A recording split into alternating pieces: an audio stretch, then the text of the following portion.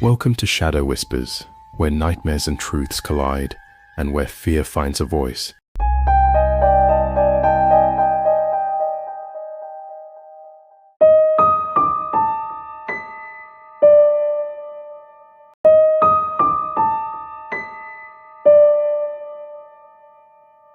What if you found a photo of a place that didn't exist?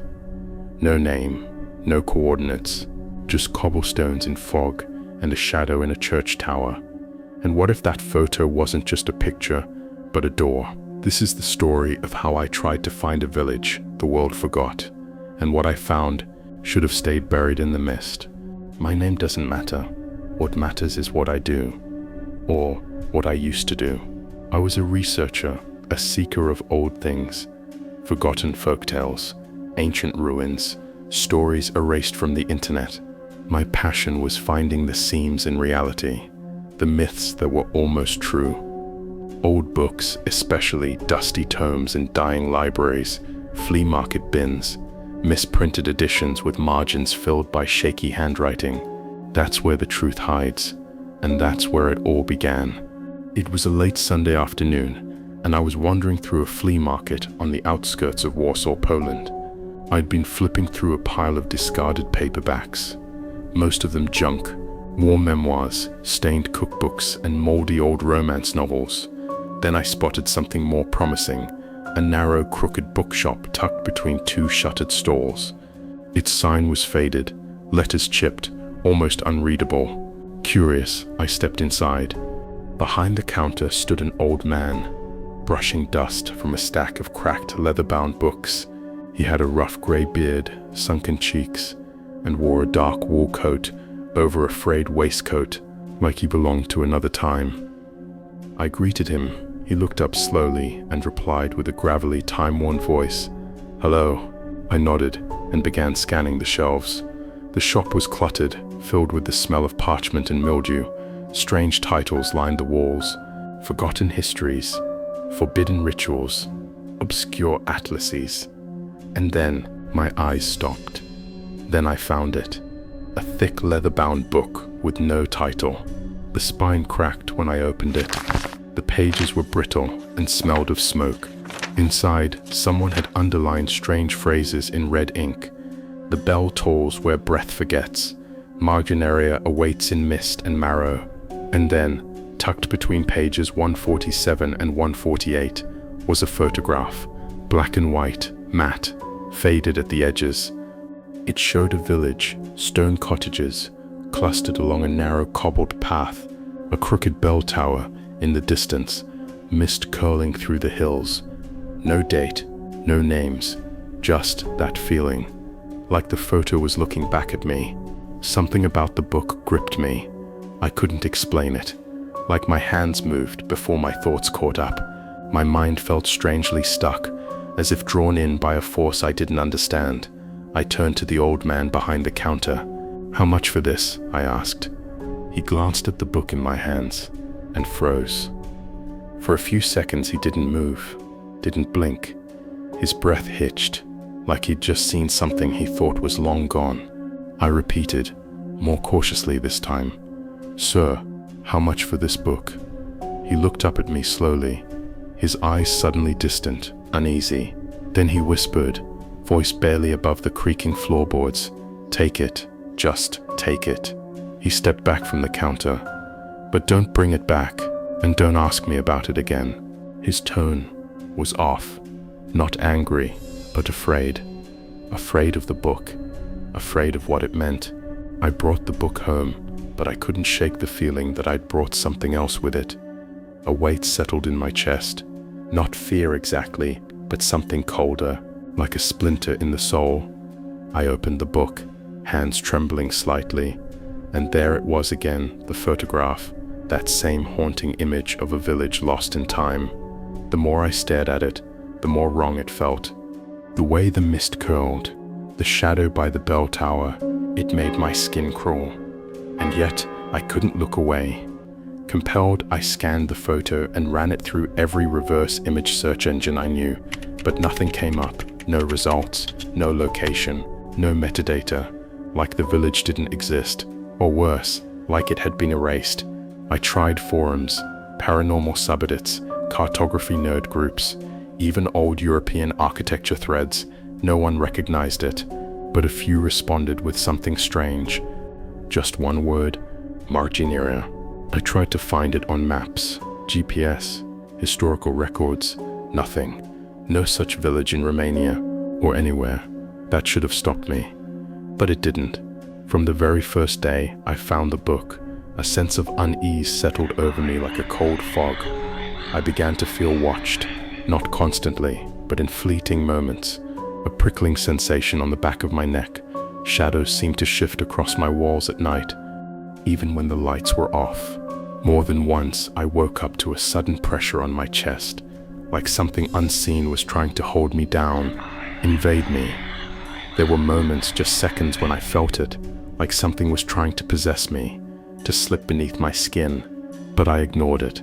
I blamed exhaustion, anxiety, stress, anything but the truth, because by then, I was too deep in the obsession. I spent every waking hour digging for clues, anything that could explain the village in the photo. But all I found were fragments, whispers. One thing kept repeating: Romania. That was all I needed, so I made a decision. What started as curiosity became something more, a mission, a journey to uncover the unseen, and maybe to find the truth I wasn't supposed to know. I bought a ticket to Bucharest, Romania. From there, I rented a car and drove north toward the Carpathians. I carried the photo with me like a compass. I showed it to every innkeeper, shop owner, stranger I met. Most shrugged, some turned pale and walked away. One man in a village called Runku finally whispered it: "You don't go there, no one leaves." I asked him where it was. He just shook his head and said, "The road finds you if it wants you." That's when things started to get strange. One night, I woke in my hotel room with my ears ringing. No fire alarm, no phone, just ringing, and a whisper. A man's voice, or was it a woman? It said, "Don't burn the bell." I opened the window. Nothing but fog. A week later, I crashed my rental car.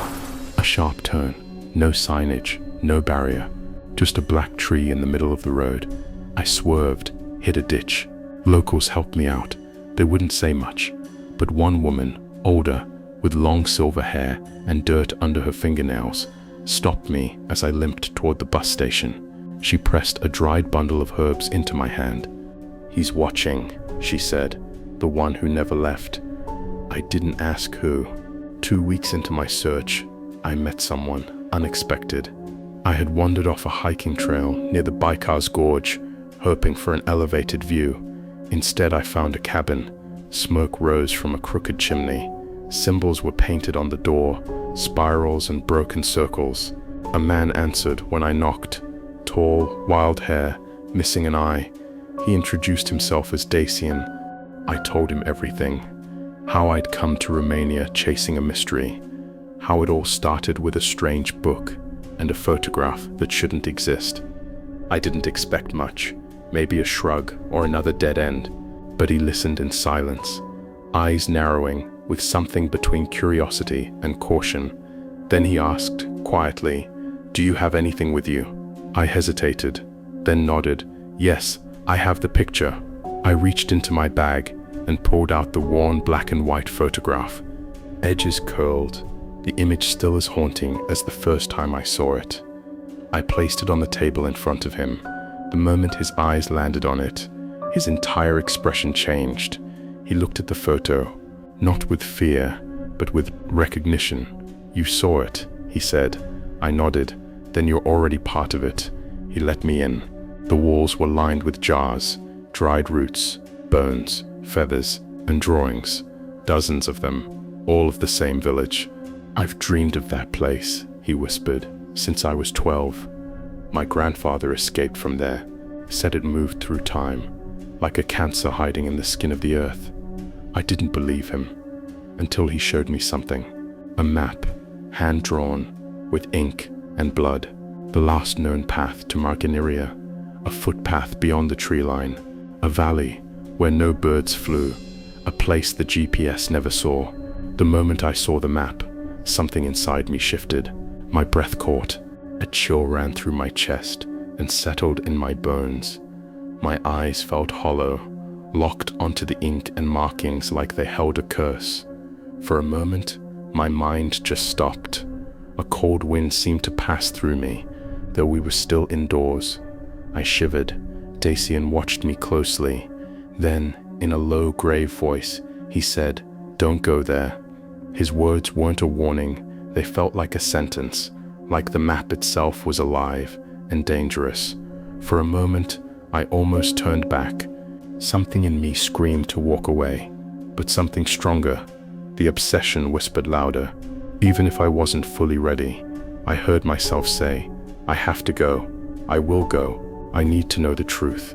Dacian studied my face in silence, and then, without another word, he handed me the map. His hands trembled as he let it go. Dacian wouldn't go with me. He said he was already cursed, but he gave me a warning. "If you hear the bell, run. Do not look at the tower." I left at dawn. The fog swallowed me by midday. I walked deeper into the forest, guided only by the crumpled map in my hand. Beneath me, soft soil and patches of wild grass. Above, towering trees, stretching so high they swallowed the sky, their branches knitting together like blackened fingers. Now and then, a sliver of blue peeked through the canopy, but mostly I was enclosed, trapped under a ceiling of leaves. On either side, there was nothing but trees and tangled bushes, endless and silent. The fog had grown thicker. It limited my vision to just a few feet ahead. Beyond that, everything disappeared into white. I kept walking, step after step, breath shallow, eyes flicking between the map and the mist ahead. Somewhere in that fog, the village waited. Hours passed. My compass spun. My phone died. The forest got too quiet. No insects, no birds, just the sound of my boots on wet leaves. And then I stepped into clearing, and there it was, the village, exactly like the photo. Cobbled paths, stone homes with candles flickering inside, smoke curling from a single chimney. The bell tower stood in the center, tall, cracked, vines crawling up its sides, but there were no people. Tables were set for meals, doors were open, a child's toy lay in the mud, but not a single soul, and from the bell tower, a figure, tall, still, watching me. I turned to run, but the path was gone. Mist, only mist. I froze. My breath turned shallow. The figure didn't move, but it didn't look away either. I ran, street to street, house to house, hoping to find someone, anyone. Doors were ajar, tables set, fireplaces burned low, beds were still warm, but no people. I called out. My voice bounced off the stone walls and vanished into the mist. No answer.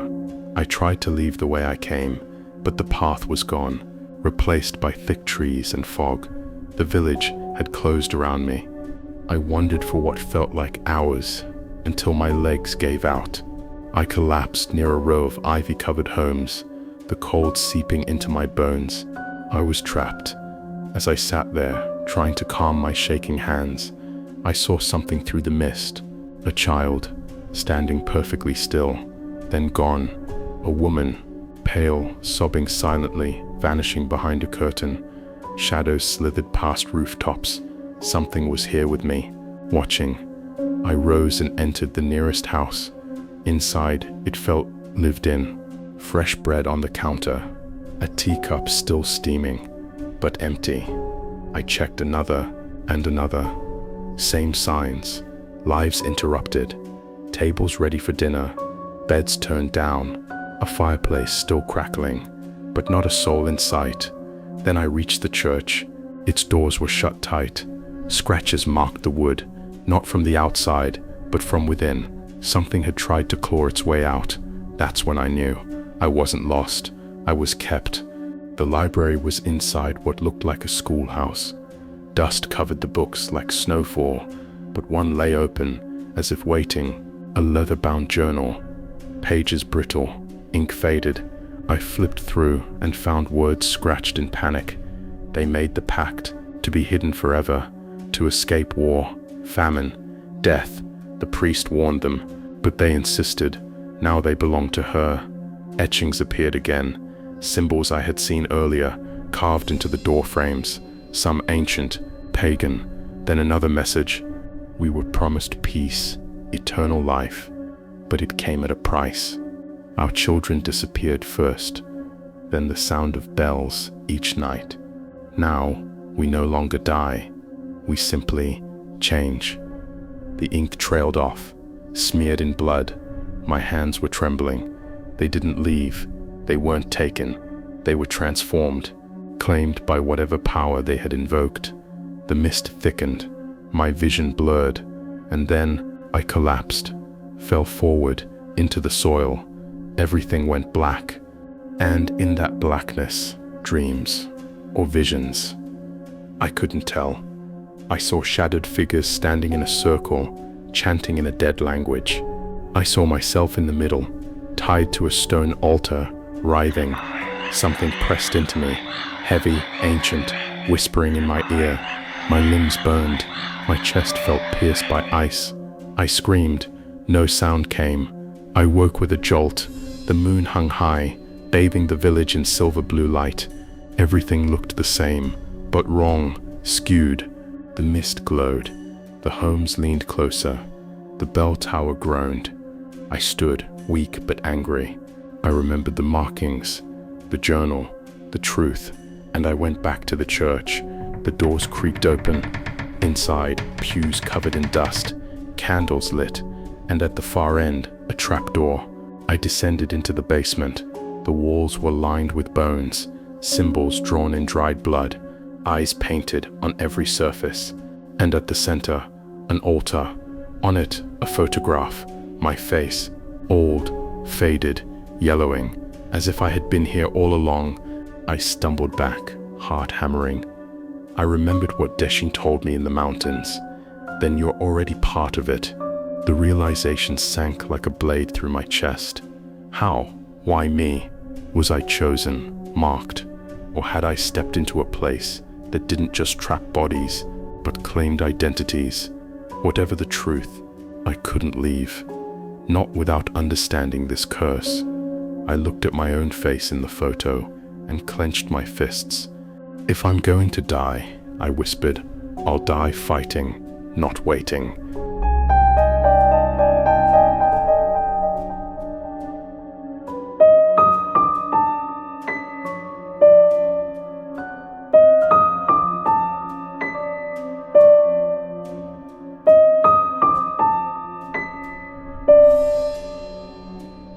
Thank you for watching Shadow Whispers, where fear always finds a voice.